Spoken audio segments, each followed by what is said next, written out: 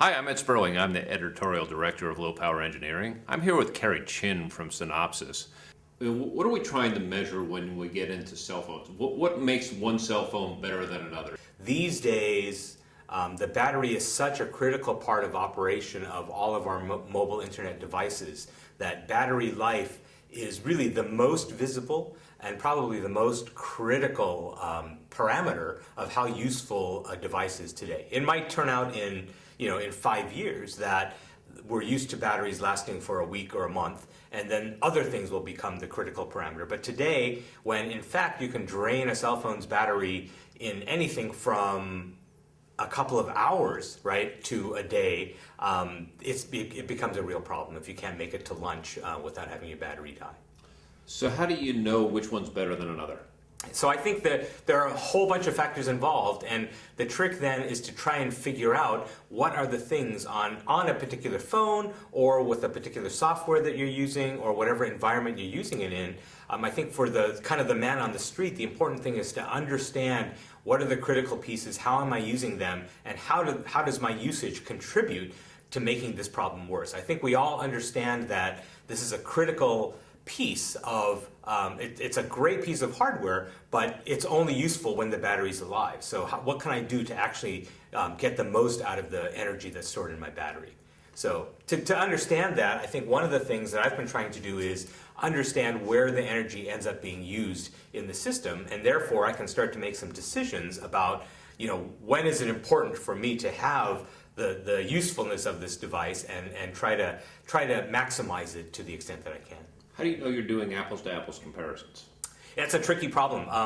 Part of, I think, what we really have to do in any of these kinds of measurements or comparisons is to really narrow down as generically as possible to something that really can be compared across the board.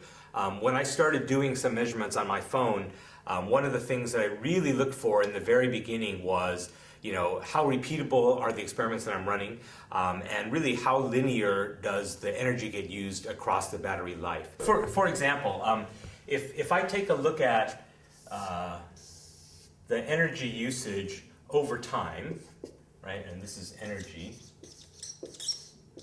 right, of my battery in my cell phone, there's actually very little data that suggests how quickly the battery is being used. I can see an indicator on my phone that might say, 100%, right, just after it's being charged, down to 50%, right, and down to 0%, or maybe 20% or 10% when in fact the device turns itself off. But there's very little data that suggests how linear this scale is. So one of the first things that I wanted to really try to find out was to take enough measurements so I could tell whether this proceeds like this, right? Or maybe it goes like that, right? Or goes in a more linear fashion, right? And so one of the first things I did was to actually run an experiment. It happens to be playing a movie, because I figured a movie is a reasonable example that I can reuse because it'll have a consistent length over time. In addition, it's long enough that it will tend to give me enough data about a significant amount of energy use, because I didn't expect that energy usage feedback that I could get from the device would be really, really accurate. So I wanted to kind of average that out over time. So I picked a movie that's about 2 hours in length, happens to be the last Star Trek movie. It's about 2 hours and 6 minutes in length. And what I did was actually just ran that movie over and over and over on my phone, starting from full charge all the way down to when it shut itself off. And one of the things about a movie is that it's a constant use of the screen and the device, right? As opposed to a lot of other functions we have where they go on and off all the time. Exactly. Well, the other interesting thing is, a movie is also, these days, an example of something that uses compression and decompression algorithms. So exercises the pieces of the phone that in my experience in designing hardware is interesting, right? So you have all these algorithms that you need to implement, multiplication kinds of operations that will actually tax the computational resources of the device. So I started off playing this movie, and what I found, actually, to my surprise, when I first started doing it was, starting off at the 100% point, we have a data point right here, when I got to playing through the movie once, maybe it would take, let's say, 15-20% of the battery capacity. What I found was playing it again after that, it actually came out very linearly, almost exactly on this line, down to about 20-15% when the device starts giving warnings about the energy level of the battery. So what does that mean? It means it's coming out exactly the same quality all the time? The quality of the movie is the same each time you play it, but the interesting thing to me was that this amount of energy, right, going from one point to the next, so this delta was surprisingly consistent. And what that meant to me was I didn't have to worry about running these kinds of experiments across the life of the battery. The original thought that I had was if I really wanted to come up with measurements that I could compare from device to device or even from day to day for running this movie, what I was planning to do was basically run the movie in this fashion all the way down to 0, right? And then run it again in some other environment that I could compare it to.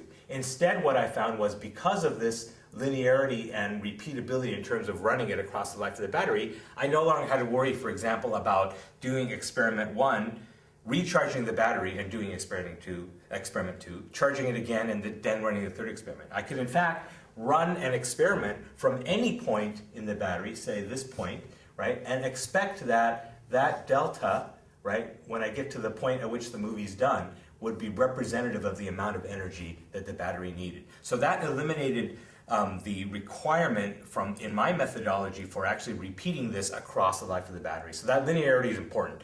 The other thing that this kind of repeatability demonstrates is I can in fact run and run this movie over and over in different environments, right? As long as I'm not affecting the energy drain in the device, and get results that can be compared against each other, which is another good thing. So all of these things helped make it actually possible to run many different experiments on different devices in different environments without taking months and months and months of experiments to do it. And so the results show what? That we're getting better at power management, energy management than we were in the past?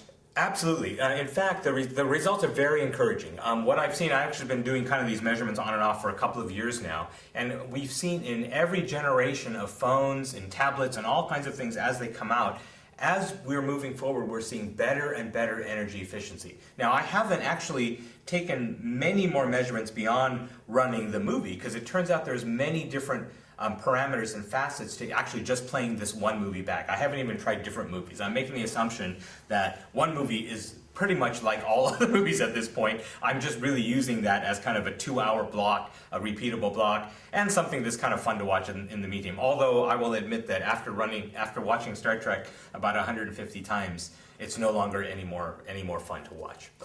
But the good news is, being able to repeat these experiments, I can see from generation to generation of the phones that energy efficiency is becoming better and better in the devices. In fact, what I actually found fairly early on was, and maybe to my dismay, that it's not really the hardware processing, it's not really the computation, it's not all these multipliers that I worry about at work all the time, that when you look at the final device is actually consuming the most memory. In fact, it's not even the display, which is kind of the most commonly pointed to component of a smartphone as being the thing that drains the most energy.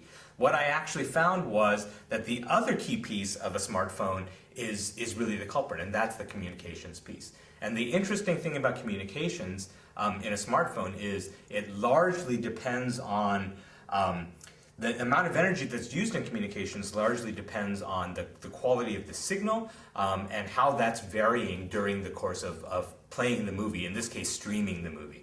And if you're between signals too, that's even worse, right? Sometimes you're going in two directions. Absolutely. So when things are changing, right, it's probably the worst for the device. I actually haven't run any experiments while I'm driving and playing the movie. That might be a good one to try, but it's a little bit dangerous, I guess, as well. But absolutely true. So I think communications ends up really being the culprit. What I found was, this example of, draining the battery, I can actually get my phone battery to drain in less than the time it takes to play the movie once, right? Whereas in the general case, if I'm playing the movie locally on the device, if I turn down the display and other things on the device, I can actually run the movie sometimes 5 times or 6 times, right? So there's nearly an order of magnitude difference in terms of energy usage, how much energy needs to be used if I'm streaming the movie versus actually playing it locally,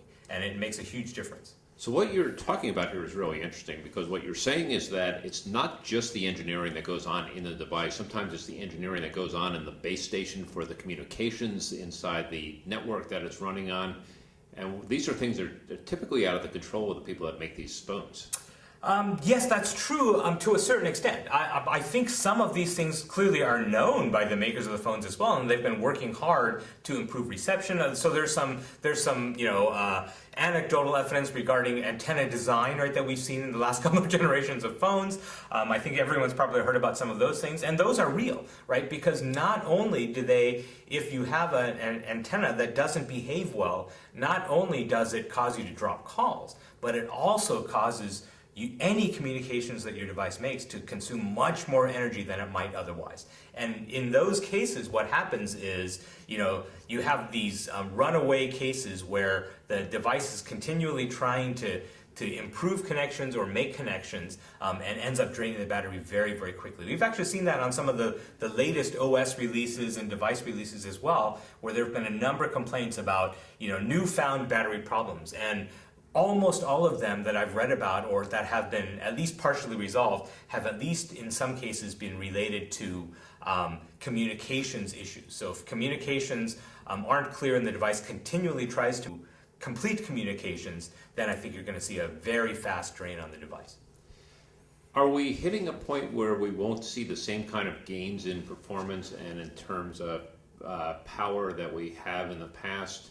Or are we entering a point where we can see massive changes? And I'm thinking probably a stacking of die, for example. I think there are still many, many things to take a look at. I think we're really just getting going.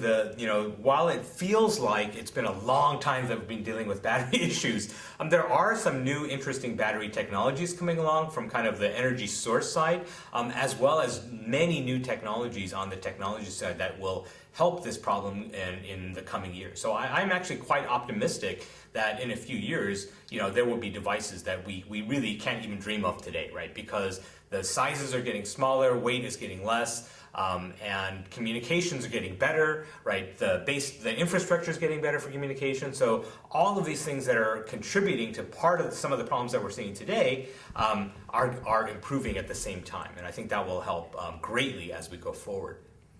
Cary Chin, thanks very much for your time.